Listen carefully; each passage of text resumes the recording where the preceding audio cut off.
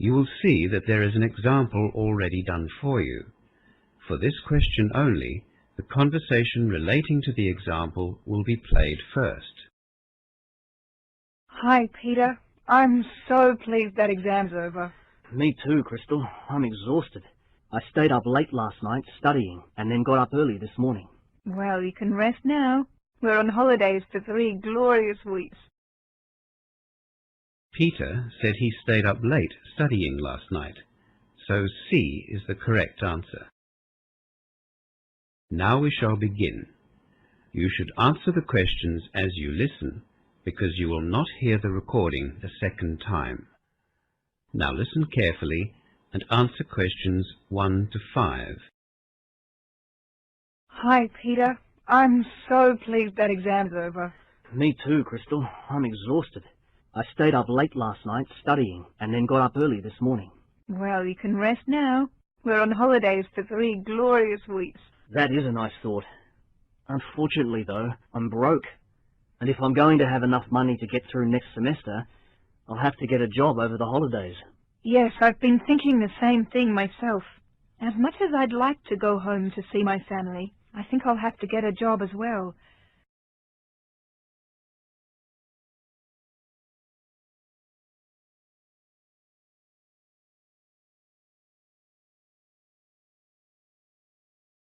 Have you got any ideas or contacts? Well, as a matter of fact, I'm going to go to the Student Employment Office. Do you want to come with me? Sure, if you don't mind. Where is it? Let me see. I've got a map here of the campus. It's up here in Y Block. Oh, boy. We're a long way away from there. We've just come out of N Block. Here we are here. Yes, N Block. Well, we can turn right and follow Circular Drive around, but that's the long way. What's the building opposite us? That's the International Centre. I learnt English there before starting my Bachelor of Business. Oh, right. I see. It says I Block. I guess I stands for International. Well, let's cross Circular Drive and walk up to the right. No, there's lots of trees and gardens there. We'd better go to the left of the building. You can't get through otherwise. Okay. We'll head past D Block, go between B and C blocks, and then across the sports fields to Y Block. Okay, but I'm really hungry. How about going to the student canteen before we get to Y Block? It's just on the other side of A Block, near the main entrance. Good idea. I didn't have breakfast this morning. I'm starving. Let's go. Peter and Crystal arrive at the Student Employment Office and the receptionist meets them. As you listen to the rest of the conversation, answer questions 6 to 10. Before the conversation continues, read questions 6 to 10.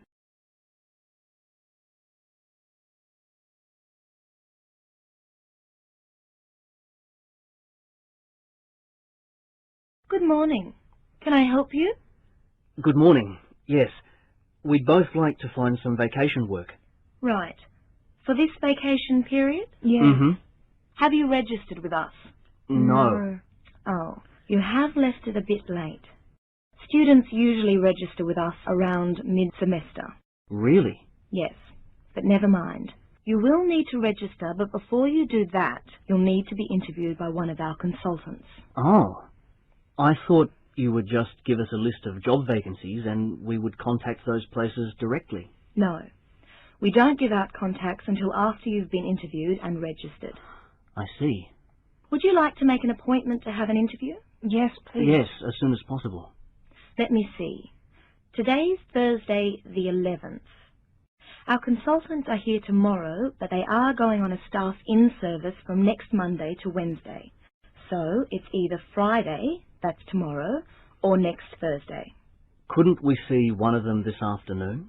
No, they are fully booked, I'm afraid. End of semester is the busiest time for job placements, as you can imagine. There has been a cancellation for tomorrow morning at 9:30, or you can come after 2 tomorrow afternoon. Can we be interviewed together? Yes, I'm sure that would be okay. Crystal, is 9:30 all right with you? Yes, that suits me. Actually, I'm going to the dentist tomorrow. Let me check the time. Hang on, the dentist is at 9, so could we make it at 2? No problem. Okay, that's for 2 o'clock then. What's your surname? Pastel. P-A-S-T-E-L. Peter's my first name. Thanks. And yours? My surname's Lou, L-U, and my first name's Crystal. That's C-R-Y-S-T-A-L. Right. A contact phone number, please. My mobile is 0412 987 35. Thank you. And I'll need your student number as well, so I can access your files. Mine is B for business, 723466. And mine is B, for business as well, I690011. That's BI690011 for you, Peter. And No, that's mine. Wrong way round. Oops. it's BI690011 for Crystal and B723466 for Peter. I'll just put an arrow next to your names to show what I've done wrong. Right then. See you both. Bye. Thanks a lot. That is the end of section 1. You now have half a minute to check your answers.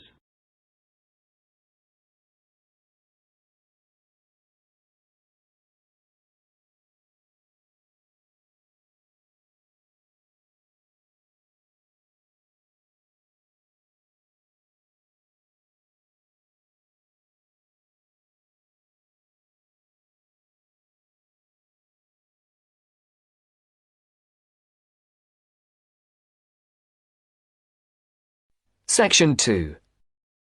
You are going to hear a news broadcast about proposed developments in a local area and about a local college. First, look at questions 11 to 14.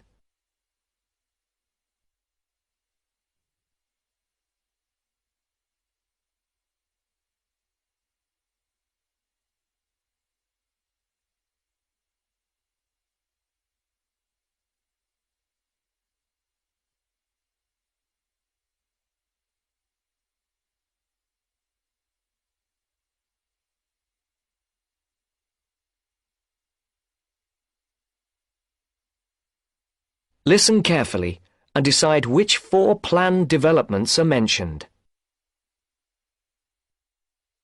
And now for our main headlines on Southern local news for today. First of all, the report relating to the proposed motorway and other developments around the village of Tartlesbury was published this morning. And, as has been expected, it has created quite a lot of interest.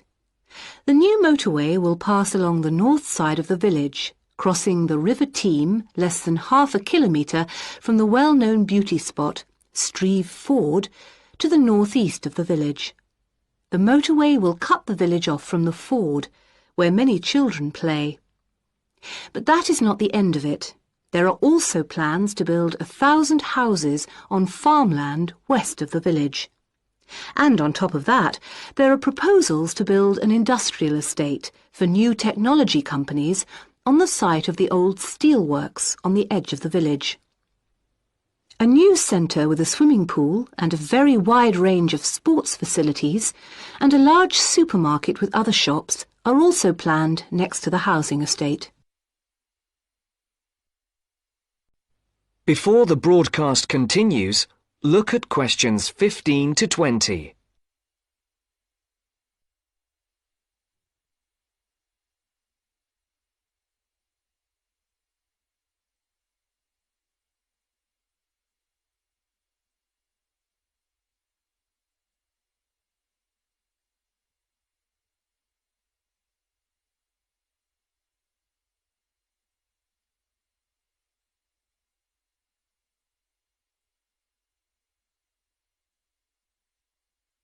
You will now listen to the second part of the talk. For questions 15 to 18, Put a tick in either column A or column B for each of the people mentioned. For questions 19 and 20, decide which of the 4 alternatives is the most suitable answer and circle the correct letter. Mr. Jones, a local farmer we spoke to early today, is strongly against the plans. But the local council is pushing for them to be adopted in full. They say that new housing is needed in the area and that it is an opportunity to take advantage of government grants for setting up new technology developments. The Mayor, Mr. Funn, says, "We must make every effort to do our part for the economy of the country and for the local people. This is a golden opportunity to put Tartlesbury on the map." Reactions to Mr. Funn's comments have been quick to come. Surprisingly, when we contacted the spokesman of the local conservation group, he was very much for the planned developments. But not all the local groups support the scheme. And, unlike the Mayor, the local MP, Mrs. Wright, is very much against the planned developments. Mr. Khan, a local shopkeeper, had this to say: "People are absolutely horrified at what is being proposed here.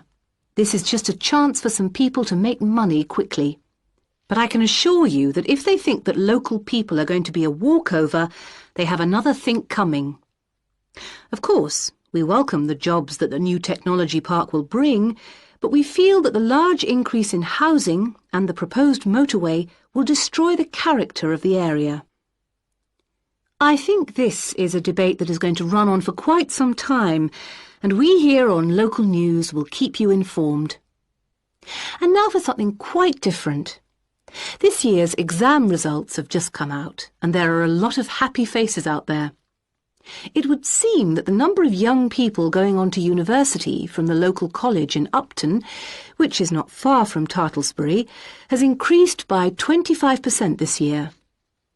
All those who have applied to go to university or into teacher training colleges have found places. This is the first time that there has been a 100% success rate at the college. We spoke earlier to the principal of the college, who said she was very proud of all those who had achieved their aims, and she wished them every success in the future. There will be another news bulletin at 11 p.m. And for now, it's back to more music from around the world. That's the end of section 2. You now have half a minute to check your answers.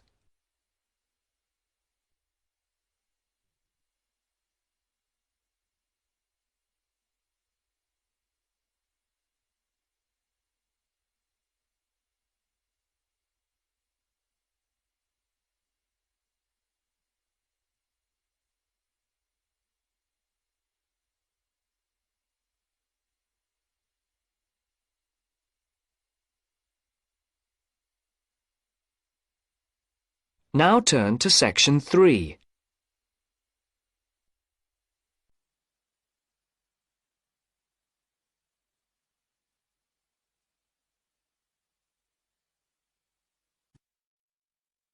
Now turn to section 3.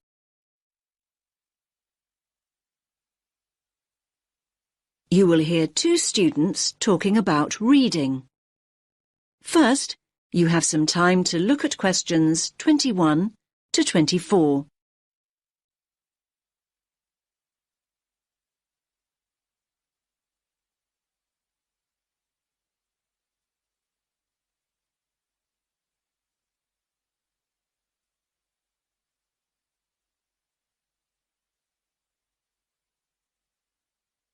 Listen carefully to the first part of the conversation and answer questions 21 to 24.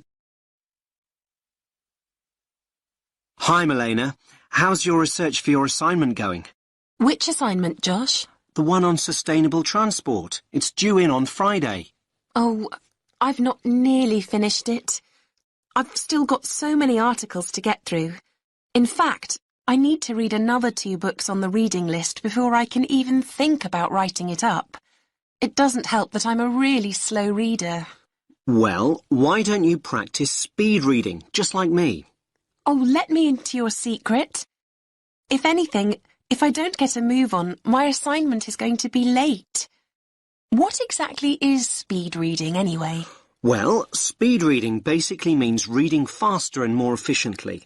It can make such a difference. I've noticed the benefits already, and I've only been doing it a few weeks. Sounds good.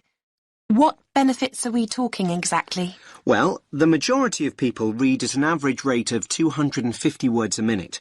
So that means that an average page in a book or document would take you around 1 or 2 minutes to read. So up to 2 minutes a page. That sounds quite fast to me. I reckon I spend at least 5 minutes on each one. But just think about it. Imagine if you could double that rate to 500 words a minute. You could zip through all the articles and books in half the time. Another thing is that it can help you understand the basic structure of an idea or an argument much better. Now you have some time to look at questions 25 to 30.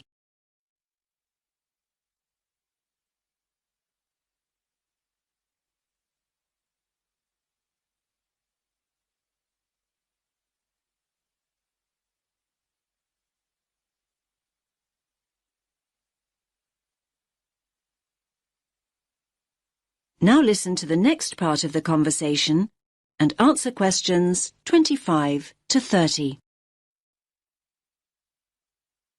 You make speed reading sound like some kind of sport.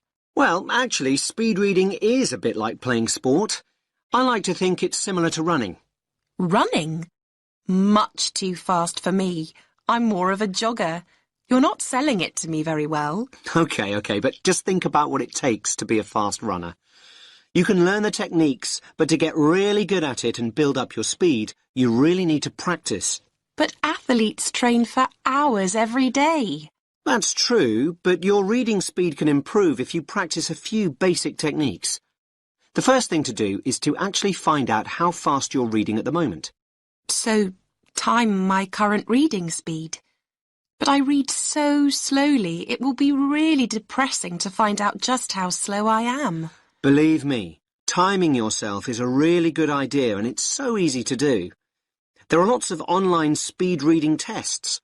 You just enter the words reading speed test into Google and loads will come up. You could also do a reading comprehension test and see how well you understand what you're reading. I don't know. But remember to read at your normal speed and time yourself on a few different pages. The average of your times should indicate your average reading speed. What do I do next? Well, the next thing to do, and this is really important, is to get rid of distractions. I used to think that music in the background while I was reading was a good thing, but it wasn't for me. I found I increased my speed by working without any noise whatsoever. I usually read in the library, but there always seem to be people talking around me. Well, try using earplugs to block out all the distractions. Another important thing is to set yourself targets. Basically, if you know what your goal is, you're more likely to achieve it. My goal? Well, that's easy. I need to find out about the problems of accessible transport in Africa and then think about some solutions. I know what I need to do, but I keep skipping back to a sentence I've just read. And at other times, I go back a few pages just to make sure that I've read something right. I know what you mean. Actually, a lot of people do that when they read. They reread material when they don't actually need to. It's called regression, and it's important to get out of the habit of doing it. You can reduce the number of times your eyes skip back by running your finger or a pencil along each line you read. Your eyes will follow the tip of your finger, and this helps you avoid skipping back. Why not give it a try? Yes, I think I'll give it a go. But I suppose the first thing to do is find out what my reading speed is. What a thought! That is the end of section 3. You now have half a minute to check your answers.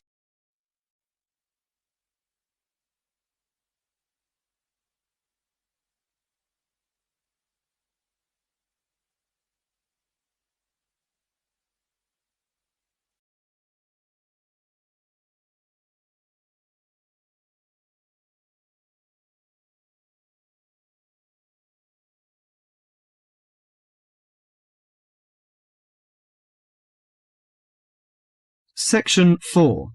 In this section, you'll hear a lecture on coral reef. First, you have some time to read questions 31 to 40.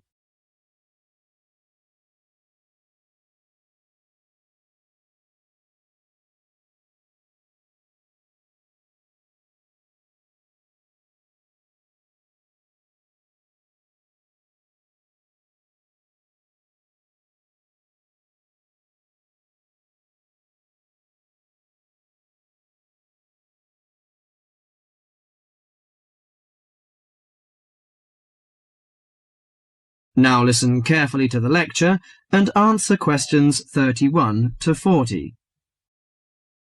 Do you fancy diving in the wonderful world of coral reefs, green sponges, colourful fish and red crabs? It is a rich garden beneath the waves. But how much do you know about the corals? Are they animals or plants? What are the threats to coral reefs? Today, Mr. Tim Harford, Executive Director of the Coral Reef Alliance, is going to introduce the facts about coral reefs. Good afternoon, everyone. Coral reefs are one of nature's most magnificent creations. It is filled with thousands of unique and valuable plants and animals. Over 1/4 of all marine species depend on healthy coral reefs. Humans also depend on coral reefs. These marine ecosystems are the primary source of food and income for millions of people, a vast repository of valuable chemical compounds and medicines, and a natural wave barrier that protect beaches and coastlines from waves and storms. Coral is actually the exoskeletons of coral polyps. Made from limestone, these skeletons build up over time, forming the reef. New corals are born each April. At a certain hour, on a certain night, mature corals suddenly release clouds of eggs and sperm into the sea. After the fertilized eggs take root on the seafloor, they can grow up to 15 centimeters per year. Coral reefs are present in the waters of over 100 countries. These are warm, 18 to 29 degrees centigrade, shallow, sunny regions primarily between the tropics of Cancer and Capricorn. Only clear, warm salt water can support a coral reef. And because sunlight is crucial to the reef's survival, the water must also be shallow. The algae that grow on coral provide much of the coral's food. In deeper water, algae cannot get the sunlight they need to grow. Most coral reefs are in the tropics because natural conditions there are perfect. In their modern form, coral reefs have thrived on Earth for over 50 million years. In recent years, however, more than 11% of the world's reefs have been lost, with another 16% severely damaged during the El Niño event in 1998. Up to 32% of coral reefs may be destroyed by human activities in the next 30 years if we do not take action now. Corals and coral reefs are extremely sensitive. Slight changes in the reef environment may have detrimental effects on the health of entire coral colonies. These changes may be due to a variety of factors. One of the greatest threats to coral reefs is human expansion or development. As human population increases, so does the harvest of resources from the sea. Due to overfishing, reef fish populations have been greatly decreased in some areas of the world. The removal of large numbers of reef fish has caused the coral reef ecosystems to become unbalanced. As we know, corals are also very popular as decorations. A large amount of the most healthy corals are selected by commercial collectors. They sell the corals to souvenir shops, where a large number of tourists wait to purchase them as decorations or souvenirs. Coral reefs also receive much damage from both commercial and private vessels.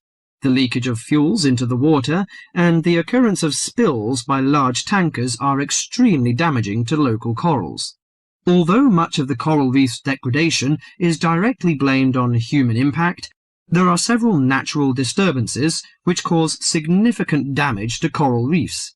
The most recognized of these events are hurricanes or typhoons, which bring powerful waves to the tropics.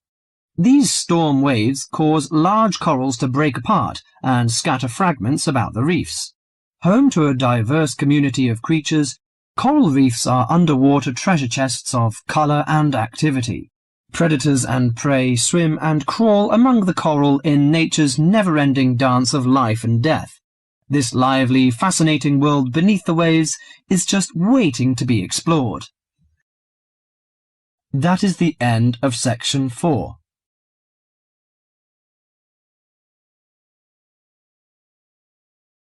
You now have half a minute to check your answers.